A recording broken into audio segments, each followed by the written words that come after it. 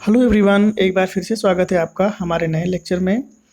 हम करने जा रहे हैं retirement of a partner chapter का एक नया टॉपिक है जिसका नाम है computation of amount due to retiring partner. ये लेक्चर 4 है। अगर आपने इसके पहले के लेक्चर नहीं देखे हैं तो वो लेक्चर आप उसका लिंक आपको डिस्क्रिप्शन बॉक्स में मिलेगा, वहाँ से जाके आप हमारे वीडियोज़ को देख सकते हैं। आइए स्टार्ट करते हैं अपने टॉपिक को। Computation of amount due to retiring partner. जब एक पार्टनर रिटायर करता है तो उसको हम क्या क्या चीज़ें देते हैं, उसका कंप्यूटेशन हम कैसे करेंगे। आइए इस वीडियो में हम ये सीखते हैं कि रिटायरिंग पार्टनर को क्या क्या देना है, कैसे देना है। स्टार्ट करते हैं। Amount due to retiring partner is determined by preparing capital account of retiring partner taking into account the following. जो रिटायरिंग पार्टनर है उसको उसका जो भी कैपिटल है, जो भी पैसा है, उसको डिटरमाइन करने के लिए, उसका निर्धारण करने के लिए हमें क्या करना होता है, उसका कैपिटल अकाउंट ओपन करना पड़ता है। अब उस कैपिटल अकाउंट में हमें करना क्या क्या है, कौन कौन सी चीज़ें हम ले जाएंगे। तो सबसे पहली जो चीज़ है वो है उसका credit balance of capital and current account of retiring partner. इसका ट्रांसफ़र करना है पार्टनर के कैपिटल अकाउंट में, यानी क्रेडिट साइड में। Share in gain on revaluation. जब जिस टाइम हम रिवैल्यूएशन अकाउंट बनाते हैं, रिवैल्यूएशन में हमारी फर्म में जो असेट्स और लाइबिलिटी रीवैल्यूड हुई हैं और रीअसेसमेंट हुई हैं, उसमें अगर प्रॉफिट हुआ है तो पार्टनर कैपिटल अकाउंट में क्रेडिट करेंगे। रिजर्व्स एंड एक्यूमुलेटेड प्रॉफिट जो हमारी बैलेंस शीट में गिवन है, अगर वो हमारा क्रेडिट बैलेंस है तो हम पार्टनर कैपिटल अकाउंट में क्रेडिट करेंगे इंक्लूडिंग ऑल। नेक्स्ट है share of goodwill of the firm. Firm में जो शेयर ऑफ गुडविल है रिटायरिंग पार्टनर का, वो कितना है, उसको हम रिटायरिंग पार्टनर के कैपिटल अकाउंट में क्रेडिट करेंगे। Share of profit till the date of retirement. जो भी प्रॉफिट है उसके रिटायरमेंट तक का वो कितना है, उसके हिस्से में हम उसके पार्टनर कैपिटल अकाउंट में क्रेडिट करेंगे। अगर वो पार्टनर कोई सैलरी पाता है या इंटरेस्ट ऑन कैपिटल पाता है तो उसके कैपिटल अकाउंट में इसको हम क्रेडिट करेंगे। आगे है the above item increase that the claim of the retiring partner equally important are the item which decrease the claim. These are, देखिए जितना इम्पोर्टेंट ये ऊपर की सारी चीज़ें हैं उतनी ही इम्पोर्टेंट की ये नीचे की भी चीज़ें हैं जो आगे हैं। इसमें है सबसे पहला opening debit balance of capital and current account of retiring partner. अगर कोई पार्टनर रिटायर कर रहा है, उसका कोई नेगेटिव बैलेंस यानी कैपिटल उसकी डेबिट साइड में है, असेट साइड में है, उसको हम रिकॉर्ड करेंगे। या करंट अकाउंट उसका माइनस में है यानी असेट साइड में है, उसको हम रिकॉर्ड करेंगे पार्टनर कैपिटल अकाउंट के डेबिट साइड में। अगर उसने कोई ड्राइंग की है या उस समय तक का कोई ड्राइंग्स इंटरेस्ट ऑन ड्राइंग है, उसको रिटायरिंग पार्टनर कैपिटल अकाउंट में डेबिट करेंगे। उस पर्टिकुलर बंदे ने, रिटायरिंग पार्टनर ने कोई फर्म से लोन ले रखा है, कुछ एडवांस ले रखा है, तो उसको पार्टनर कैपिटल अकाउंट में डेबिट किया जाएगा। Share in accumulated losses of past years. जो भी पिछले साल का लॉस है हमारा, डेबिट बैलेंस है, उसको हम पार्टनर कैपिटल अकाउंट में डेबिट करेंगे। और अगर रीवैल्यूएशन का कोई लॉस है, share in loss on revaluation, इसको हम पार्टनर कैपिटल अकाउंट में डेबिट करेंगे। If the question is silent on settlement of retiring partner account, the amount due to him transfer to his loan account. अगर question में कुछ नहीं कह रहा है कि जो रिटायरिंग पार्टनर है उसका पेमेंट कैसे करना है, जो भी उसका बैलेंस है, तो हम सिंपल सा काम करेंगे, उसका एक लोन अकाउंट ओपन करेंगे और इस लोन अकाउंट को हम अपनी बैलेंस शीट में दिखाएंगे लायबिलिटी साइड में। और जनरल एंट्रीज हम क्या क्या पास करेंगे, retiring partner capital account debit to retiring partner loan account, ये जनरल एंट्री पास कर देंगे जिस टाइम उसका पेमेंट होना है, यानी जो पैसा उसका बचा हुआ है उसको हम बैलेंस शीट में ट्रांसफ़र करेंगे। Retiring partner loan account will appear as a liability in the balance sheet of the new firm. यानी जो न्यू बैलेंस शीट होगी, न्यू फर्म की जो बैलेंस शीट होगी, उसमें वो एज अ लायबिलिटी ट्रीट की जाएगी, यानी वो पार्टनर का लोन अकाउंट के नाम से शो होगी। Interest on amount due. अब देखिए ये जो ड्यू है, ये जो लोन अकाउंट हमने ओपन किया है, ये अगर ये फर्म के लिए लायबिलिटी है, और जब भी कोई लायबिलिटी क्रिएट होती है, कोई लोन फर्म लेती है, तो उस पर एक स्पेसिफिक रेट से इंटरेस्ट दिया जाता है। अगर कुछ भी एग्रीड नहीं है तो फर्म उसको 6% पर एनम के रेट से इंटरेस्ट पे करेगी। फर्म उसको 6% के रेट से इंटरेस्ट पे करेगी। अगर कोई भी चीज़ एग्रीड है तो वो उस रेट से जाएगी, अदरवाइज 6% के रेट से उसका इंटरेस्ट चार्ज होगा। आइए एक क्वेश्चन है, इसको समझते हैं और ज़्यादा क्लैरिटी आ जाएगी हमारे कॉन्सेप्ट में। ABC पार्टनर हैं, उनका प्रॉफिट शेयरिंग रेशियो 3:2:1 है। 31 मार्च की इनकी बैलेंस शीट है। लाइबिलिटी है सन्डी क्रेडिटर 1600, जनरल रिजर्व 6000 के। कैपिटल ABC की है 10,000, 10,000 और 10,000, यानी इक्विटी कैपिटल है। तीनों का बैलेंस सब मिला के 37,600। Cash in hand 600, cash at bank 1,000, सन्डी debtor 9,000, cash stock in hand 7,000, machinery 6,000, factory building है 14,000 की। ओवरऑल वैल्यू है 37,600। सी फर्म से रिटायर करता है 1 अप्रैल 2018 को, और ये बातें होती हैं, एग्री करते हैं कि जो भी उसका अमाउंट होगा, जो भी उसकी पेमेंट होगी, वो एज ए लोन ट्रीट किया जाएगा बिजनेस में। यहाँ पे सारी बातें पहले ही बता दी गई हैं कि हमें करना क्या है। तो इसका जो सबसे पहला टॉपिक है जो हमें एडजस्ट करनी है वो है प्रोविज़न मेंटेन करना है डाउटफुल डेब्ट्स, यानी सन्डी डेटर पे 5% का प्रोविज़न बनाना है। अब सन्डी डेटर हमारे हैं कितने बैलेंस शीट में 9,000 के, 9,000 का 5% इज इक्वल टू 450। ये हमें प्रोविज़न मेंटेन करना है। और रीवैल्यूएशन अकाउंट जब भी हम बनाएंगे तो ये हमारा किस साइड रिकॉर्ड होगा, डेबिट साइड में। दूसरा है रिड्यूस स्टॉक बाय 5%। अब स्टॉक की वैल्यू कितनी है, देखिए स्टॉक की वैल्यू है 7,000 रुपीज़। 7,000 का 5% 350 रुपीज़, ये रिड्यूस हो गया है।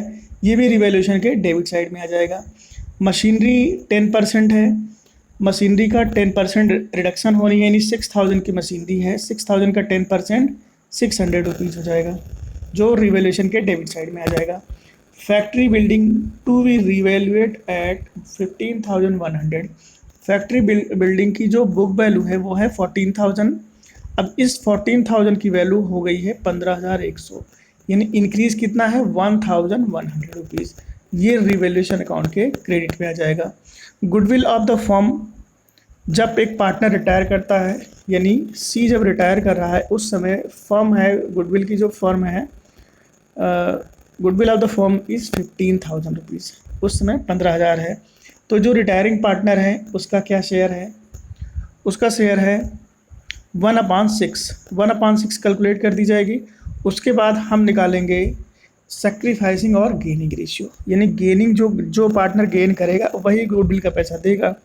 लास्ट ऑप्शन है हमारा A and B will continue to carry on the business and shall share profit and loss equally in future. A और बी ने ये डिसाइड किया है कि अब वो फ्यूचर में 1:1 के रेशियो में काम करेंगे, यानी इक्वल काम करेंगे। तो गेनिंग रेशियो का फार्मूला हमारा इजी है। गेनिंग रेशियो का फार्मूला है न्यू माइनस ओल्ड। ए का 1/2 माइनस 3/6, दोनों का एलसीएम कितना हो जाएगा 6, और 2 3 जा 6, यानी 3 माइनस 3 इज इक्वल टू 0/6। ना ये गेन कर रहा है ना ये सेक्रीफाई कर रहा है। अब दूसरे पार्टनर की बात करते हैं। दूसरे पार्टनर का शेयर है, न्यू रेशियो है 1/2 और ओल्ड रेशियो है 2/6। एलसीएम हो जाएगा 6, 2 3 जा 6, 3 माइनस 2 इज इक्वल टू 1/6। तो ये गेन कर रहा है कितने से, 1/6 से ये बंदा गेन कर रहा है। तो 15,000 जो हमारी फर्म की गुडविल है into 1/6 is equal to 2,500 rupees आएगा। ये पैसा जो रिटायरिंग पार्टनर है उसको मिलेगा, और देने वाला कौन है, बी के कैपिटल अकाउंट में डेबिट होगा, और जो रिटायरिंग पार्टनर सी है उसके कैपिटल अकाउंट में ये अमाउंट क्रेडिट होगा। आइए क्वेश्चन को और नज़दीक से जानते हैं। रिवैल्यूएशन अकाउंट बना के प्रोविज़न जो हमें मेंटेन करना है, प्रोविज़न 5% ऑन डेटर। अब डेटर की वैल्यू जो हमारी बैलेंस शीट में दी गई है वो 9,000 है। 9,000 का 5% 450 रुपीज़। नेक्स्ट है स्टॉक इज रिड्यूस बाई 5%। अब स्टॉक की वैल्यू हमने अभी देखी थी, स्टॉक इन हैंड 7,000 है। 7,000 का 5% 350 रुपीज़ जो रिड्यूस हुआ है। मशीनरी की वैल्यू हमारी बैलेंस शीट में 6,000 है, उसका 10% 600 रुपीज़।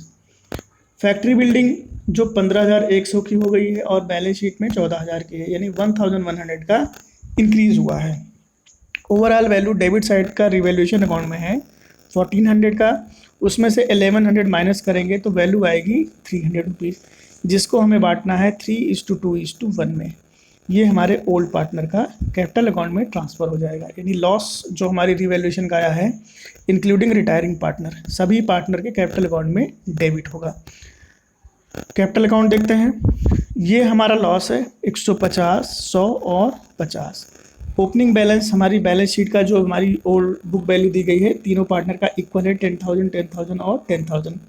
जनरल रिजर्व जो हमारी बैलेंस शीट में है वो 6,000 है, उसको डिवाइड करना है 3:2:1 में, ये हमने डिवाइड कर दिया। मैं अब ये इस वर्किंग नोट पे आता हूँ। जो 20 कैपिटल का 2,500 है, 15,000 हमारी फर्म की गुडविल है और एक पार्टनर ने गेन किया था।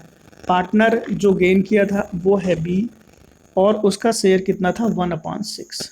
1/6 मतलब हो जाएगा 2,500 रुपीज़ और इसके कैपिटल अकाउंट में ये प्लस होगा यानी क्रेडिट हो जाएगा। और पार्टनर जो बी है वो गेन किया है तो उसने ये पैसा पार्टनर सी को दिया है तो या उसके कैपिटल अकाउंट में ये डेबिट हो जाएगा। अब ओवरऑल बात करते हैं। टोटल ए का 13,000 है, उसमें से 150 जो रिवैल्यूएशन का लॉस था उसको माइनस करेंगे तो इसकी बैलेंस शीट में जो अमाउंट जाएगा वो जाएगा 12,850 रुपीज़। दूसरा हमारा जो पार्टनर है वो बी है, उसका टोटल 12,000 है। 12,000 में से ये अमाउंट माइनस करेंगे आएगा 9,400 रुपीज़।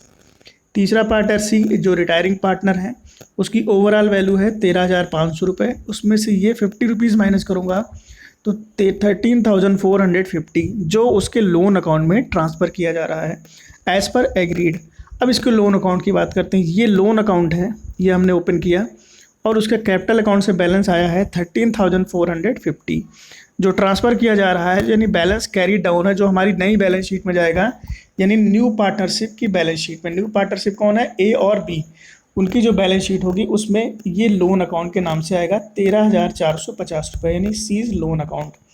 क्रेडिटर की वैल्यू है हमारी ओल्ड बैलेंस शीट में 1,600, कोई चेंजेस नहीं है।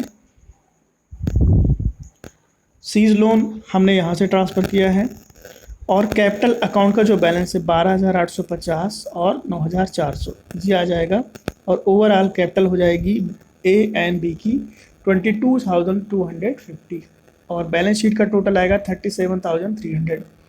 कैश इन हैंड हमारी बैलेंस शीट में 600 रुपये था ओल्ड बैलेंस शीट में, यहाँ भी कोई चेंजेस नहीं है। कैश एट बैंक 1,000 था ओल्ड बैलेंस शीट में, यहाँ भी 1,000 है, कोई चेंजेस नहीं है। स्टॉक इन हैंड यहाँ पे चेंजेस है। हमारी ओल्ड बैलेंस शीट में स्टॉक इन हैंड 7,000 था जिसमें से 350 माइनस हुआ है और यहाँ नई वैल्यू आई है 6,650। सन्डी डेटर जो हमारी ओल्ड बैलेंस शीट में था 9,000 का, प्रोविज़न बनाया था हमने 450 का, माइनस होके वैल्यू आ जाएगी 8,550 रुपीज़। मशीनरी की जो वैल्यू हमारी ओल्ड बैलेंस शीट में थी 6,000 की, यहाँ आएगी 5,400 क्योंकि 6,000 रुपये का रिडक्शन, ये 10% का रिडक्शन हुआ था। फैक्ट्री बिल्डिंग हमारी ओल्ड बैलेंस शीट में 14,000 थी लेकिन रिवाइज होके वो नई वैल्यू आई है 15,100 रुपये। ओवरऑल हमारी बैलेंस शीट का असेट साइड का बैलेंस आएगा 37,300 और लाइबिलिटी और कैपिटल साइड का भी 37,300। ये दोनों साइड का बैलेंस अमाउंट आ गया।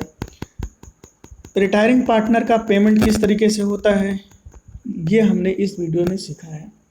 अगर आपको वीडियो पसंद आए तो अपने दोस्तों में ज़्यादा से ज़्यादा लाइक और शेयर कराएं। ज़्यादा से ज़्यादा शेयर कराएंगे तो उनकी भी तैयारी चलती रहेगी। आप हमारे चैनल के साथ लगातार जुड़े रहें, आपको अच्छे वीडियो मिलते रहेंगे। Thank you.